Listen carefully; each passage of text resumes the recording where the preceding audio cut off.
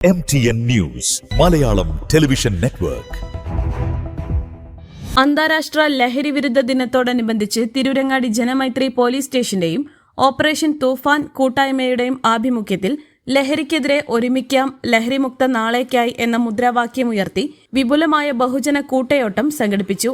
ലഹരിമുക്ത നവകേരളം എന്ന ലക്ഷ്യത്തോടെ സംഘടിപ്പിച്ച പരിപാടി ജനപങ്കാളിത്തം കൊണ്ട് ഏറെ ശ്രദ്ധേയമായി. സ്ഥലം MLA PMA സമീർ കൂട്ടയോട്ടം ഫ്ളാഗ് ഓഫ് ചെയ്ത് ഉദ്ഘാടനം നിർവഹിച്ചു. ചടങ്ങിൽ CI അനീഷ് അധ്യക്ഷത വഹിച്ചു.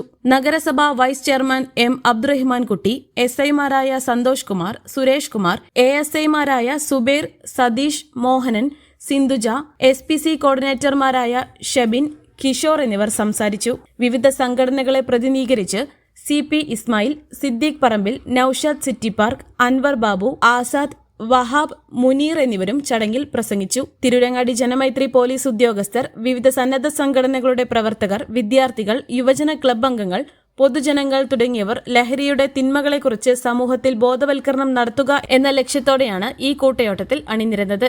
MTN news Tirurangadi.